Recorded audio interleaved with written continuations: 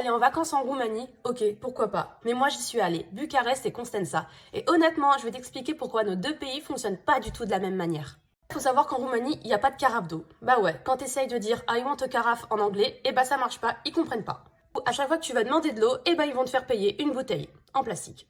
Deuxièmement, c'est un pays de vieux. Alors je suis pas en train de dire qu'en Roumanie, il n'y a pas de jeunes du tout. J'en ai rencontré. Même si la plupart d'entre eux partent de Roumanie pour travailler à l'étranger et se faire vachement plus d'argent.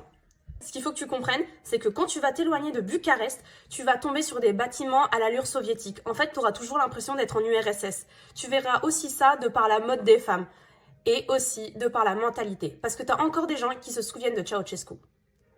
D'ailleurs, en parlant de Ceausescu, il n'est pas complètement détesté dans son pays. J'ai déjà rencontré des gens qui m'ont dit « Ouais, mais en fait, c'était plutôt pas mal, parce qu'en termes d'économie et d'éducation, il a fait mieux que ses prédécesseurs. » Troisième point, t'as l'impression d'être à Paris. Ouais, parce qu'en fait, en Roumanie, ce qu'ils ont, c'est un arc de triomphe, comme à Paris. Mais au-delà de ça, il faut vraiment que tu comprennes que l'architecture roumaine est vraiment inspirée de l'architecture française. En Roumanie, tu as ce qu'on appelle l'Athénée romain. En fait, si tu veux, c'est un bâtiment dédié à la musique. Et quand tu y rentres, tu vois des sculptures, mais aussi des gravures Made in France. Tu te sens en sécurité. Franchement, si on compare Paris à Bucarest, j'ai pas eu peur une seule fois à Bucarest.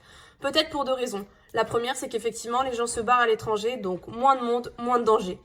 Le second point, de manière générale, en Roumanie, on est mieux éduqué en France. Ils te foutent la paix. Je suis pas en train de dire que le danger est zéro n'existe pas, mais en Roumanie, tu te sens vraiment en sécurité. Dernier point, la religion. Alors, faut comprendre qu'en Roumanie, on est orthodoxe. Moi, je connaissais pas du tout. Mais il faut quand même avouer que c'était impressionnant de voir les églises pleines le dimanche.